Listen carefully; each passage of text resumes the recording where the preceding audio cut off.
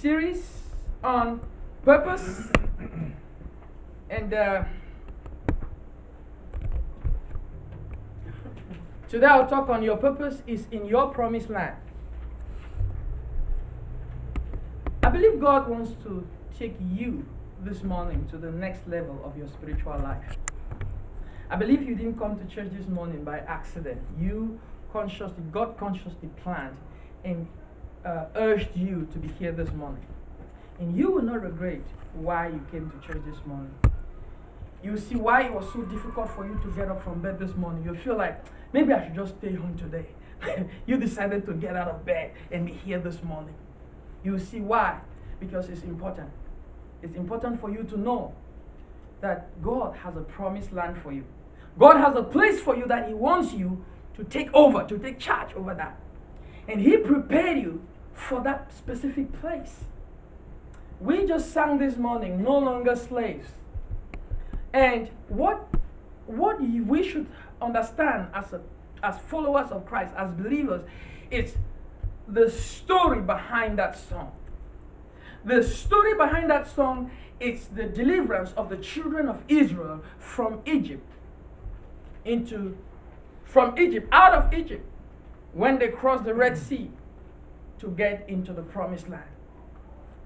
That story is a defining moment in the lives of the children of Israel. But that story also is a defining moment in God's redemption plan. So we can always go back to that story to understand how God works with us, to understand how God operates, how God changes our lives. We're going to be looking at Acts chapter 13, verse 36 is one verse. I'm sure by the time we leave here, we should all memorize the verse. So for David, after he had served the purpose of God in his own generation, fell asleep and was laid with his fathers and saw corruption. I'm going to read that verse again. Acts chapter 13, verse 36. For David, after he had served the purpose of God in his own generation, fell asleep and was laid with his fathers and saw corruption. Now, we have heard about David, how he was the ancestor of Jesus Christ. David was the king of Israel. But Israel was a nation in captivity during the time of Moses. Before Moses was born, Israel had been in captivity for close to 400 years. Israel, God's people, God's redemptive people, people created in the image of God, people that God had signed established a covenant with their forefathers, with Abraham, with Isaac, and with Jacob. They were taken as slaves into captivity. And they were being tormented. They were in chains. They were in bondage, serving their slave masters in the land of Egypt. And God had to bring a solution. God had to raise somebody. God had to do something, because these were His people. And because God had to do something, God specifically sent a man called Moses to go and set them free and deliver them. Moses went to Egypt and told Pharaoh. First of all, Moses was born in Egypt. And he understood somehow, like we've been saying, we said, your purpose is in your natural instincts.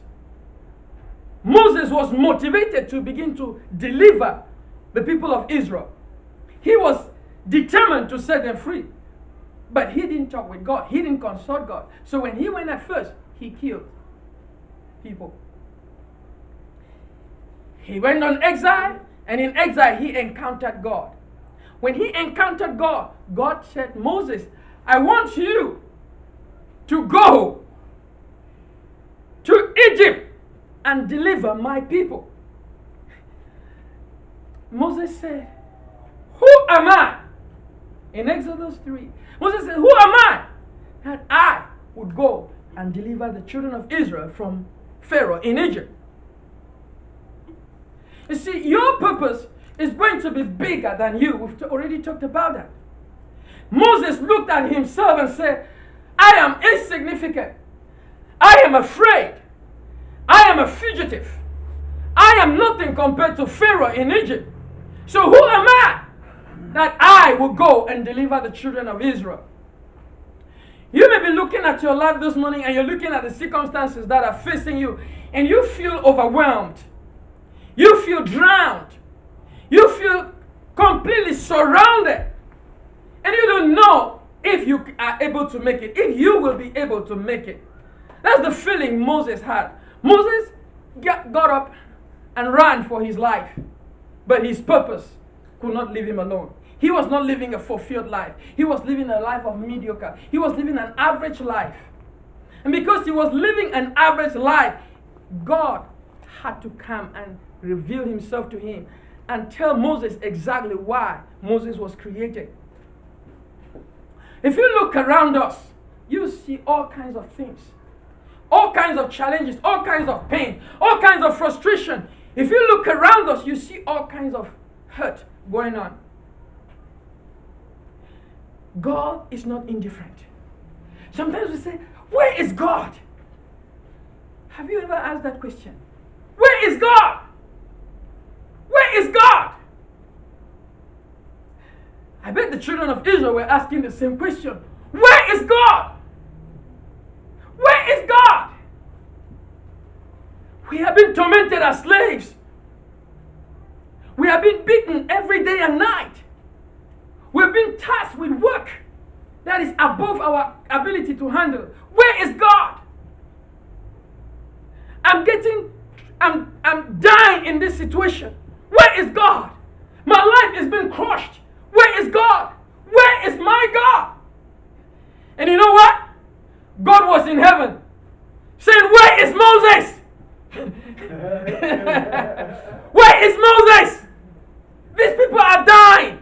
These people are suffering. Moses, you are the man. I created you for this purpose. I created you to set them free. Where is Moses? Moses was behind the sheep.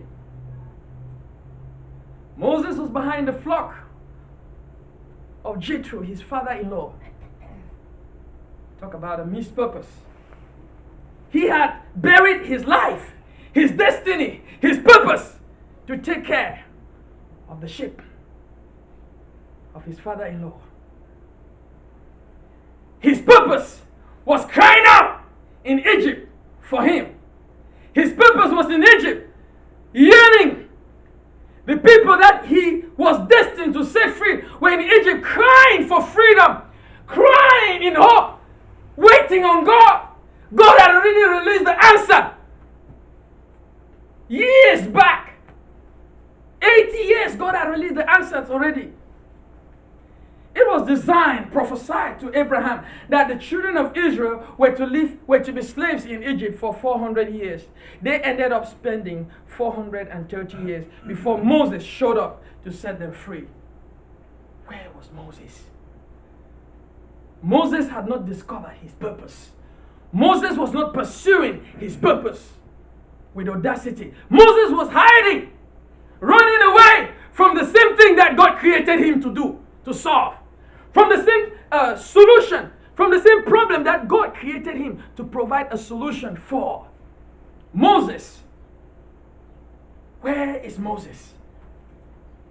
Where is Moses? Are you the Moses that God sent to solve a specific problem and you've been running away and hiding? You've been struggling to live from paycheck to paycheck, struggling to make it through life. Are you the Moses God is waiting for? Are you the Moses people are praying and crying and hoping that you rise up? Are you that Moses? Where is God? And God is saying, where is Moses? Where is God? God had already provided an answer. God had already done everything that he needed to do. God had already released the responsibility of victory into a person. God will not come down, but through a human being.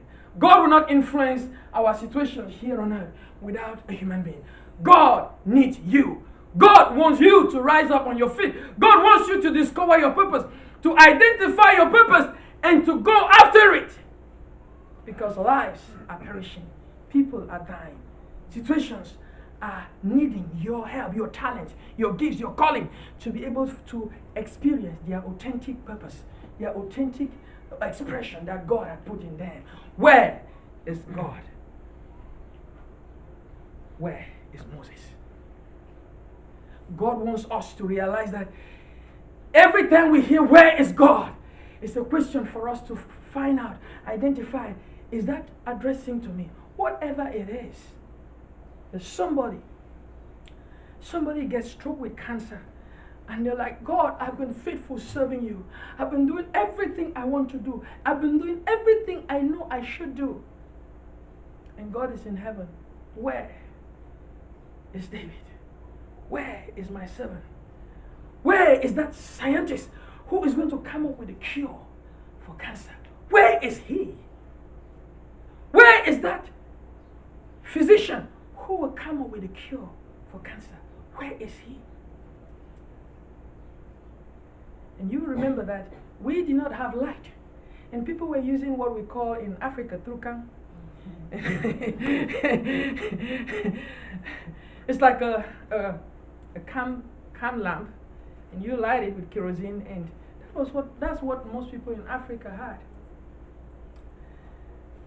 And you probably know him. He's a Muslim, but I'll use him as an example. Akon, who was born in Senegal, came to the United States. He became a star.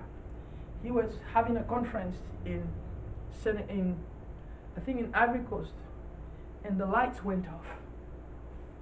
In the middle of a conference, in the middle of a musical concert, lights went off. There was nothing he could do.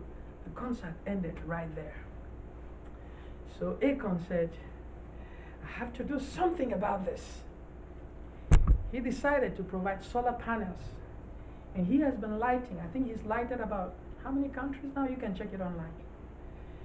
He decided to generate light for those places where there's no light through solar panels. He has done incredible things. People would have been praying and say, God, we don't have light. Where is God? And God had put the solution in the hands of somebody. God had put the solution in the hands of somebody. And until that person identifies their purpose and rise up, nothing is going to happen. People are going to continue to suffer because of that thing. You were created for a purpose. Your purpose is to solve a problem. You have to begin to identify the problem that God created you to solve. So Moses discovers himself and says, yes, God, I'm going to go. Don't say, okay, now that you're ready, I'm going to show you what stuff you're made of. Do you see your staff? Throw it down. The Egyptians think they have magic. Throw it down. The staff became a snake. God told Moses, Moses was scared and just jumped away. Snake! God! What? I've been carrying a snake for all my life. Moses said, God told Moses, pick it by the tail. Moses picked it by the tail and it became a staff again. It became a rod of power in the hands of Moses. Moses showed up in Egypt ready to challenge Pharaoh because he knew of the occultic powers that were existing in Egypt. And Moses stood before Pharaoh and said, Pharaoh, let my people go, says the God of heaven. Amen. Pharaoh like, you? I fed you. I took care of you. I taught you. You think you can come and challenge me? It's going to be over my dead body.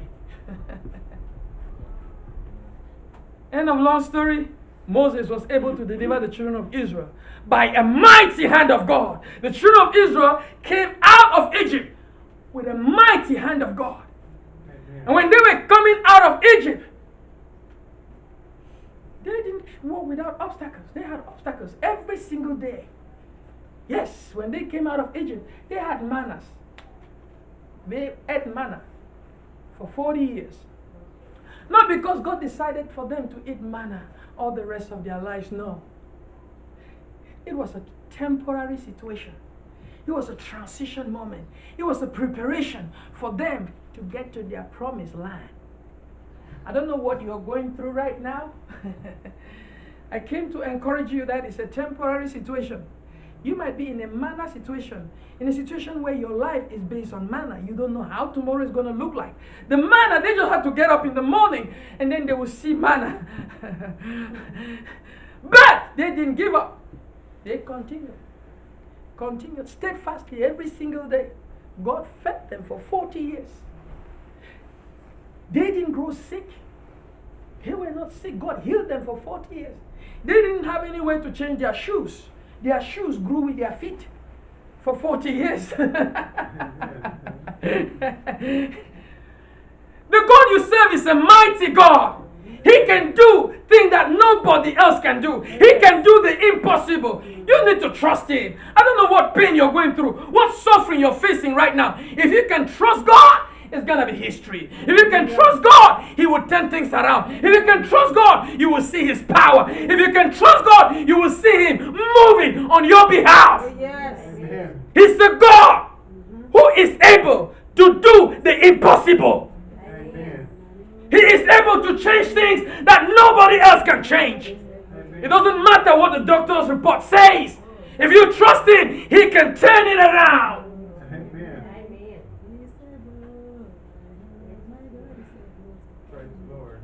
Moses led the children of Israel out of Egypt to their promised land.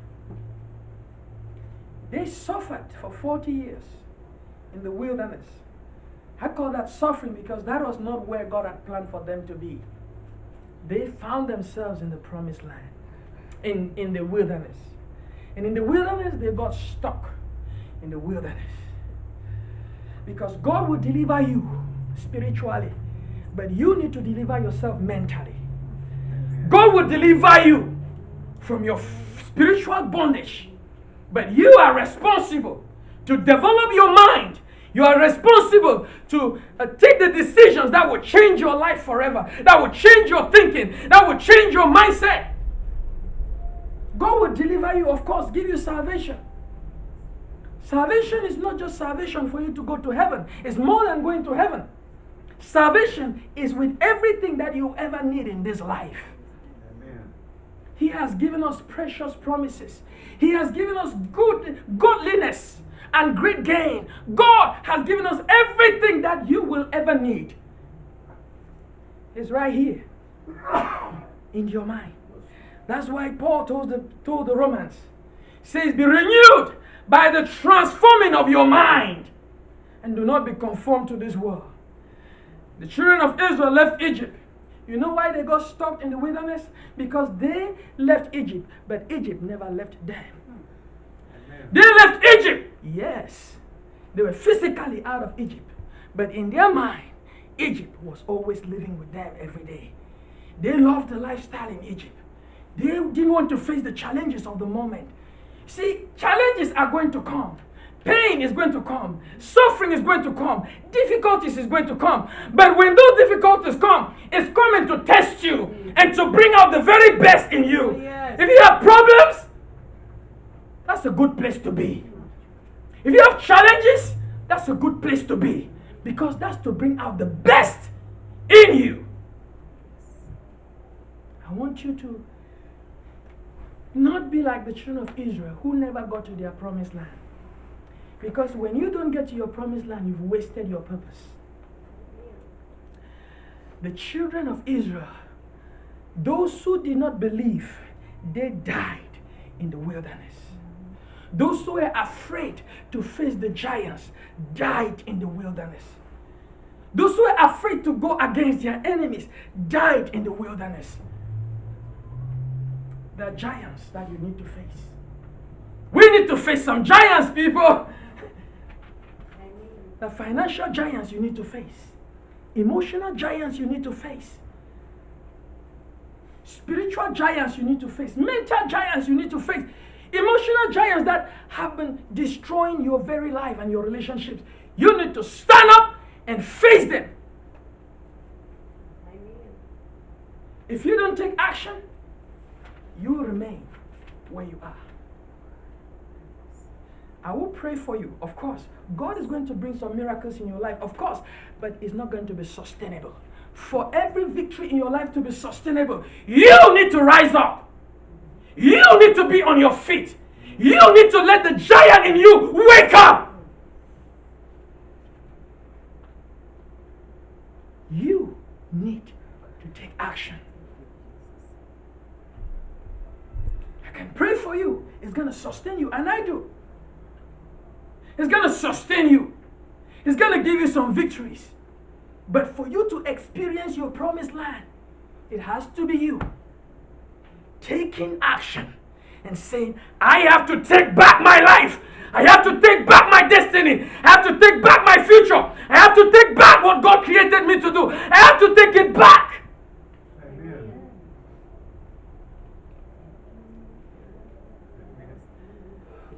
Moses did his job. He finished what God had created him to do. And he went, he left.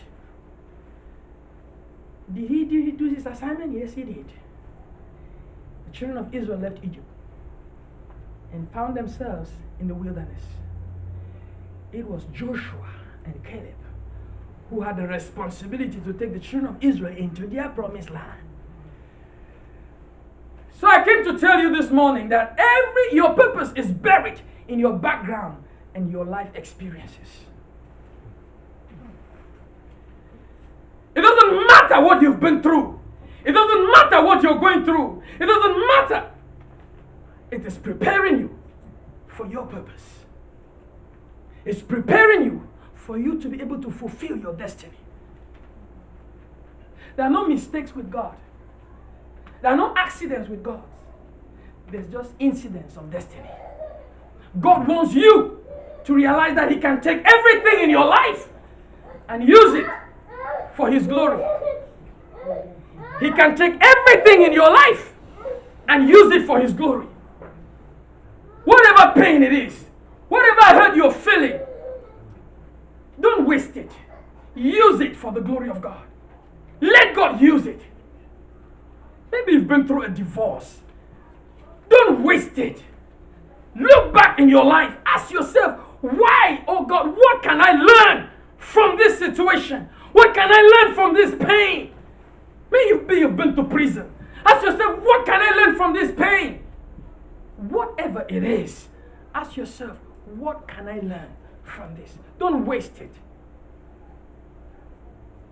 What you're going through is a signal to the purpose that God created you for. It doesn't matter how ugly it is. If you allow God, He will show you exactly what He wants you to do. 2015, June 11, I started my own business. I graduated already. I graduated 2 years earlier, from 2013, from the seminary, and I started my own business. I was working in the oil field. The oil field went down 2015, so I left from the oil field with my truck and came back to the city, and I was running my trucking business. I was doing everything to make the money, and I had slipped from what God had called me to do. I was not focusing on how I can set souls free, set captives free. I was focusing on what load I was going to take to what city. I was calling the dispatchers and asking them, where am I going next? What's next for me? And they will be sending me to Amarillo, to Oklahoma, to Houston, to Arkansas, to Oklahoma City. Everywhere I was running and dropping loads off. I mean, it was It was a difficult time for me. Things were not clear, things were very blurry. I had made them blurry. I left from the seminary with a clear purpose, clear goals of what I was going to do. But when I came, I looked at my debts and said, how am I going to start a church? How am I going to get into my vision, into ministry with all these debts? I don't want to start a church and be a burden to anybody. So, I was driving my truck and just heading, delivering loads and saving money and doing everything so that I could save enough money to pay off my debts and take care of my family before I get into ministry. Oh no, that's not the way it works with God. So, June 11, I left very early in the morning at about 4 a.m. driving, hit my truck, shifted to gear 10, hit the road, it's running. I've driven for about 3.5 hours. I was taking the bend to get into the highway that was going to Arkansas. And as I took the bend, my speed was high. My truck flipped over. I became unconscious. I told myself, is this God? I can't die now because I have not accomplished my purpose. And I only became conscious when I woke up in the hospital. Ambulance came, rushed me. They brought a tow truck.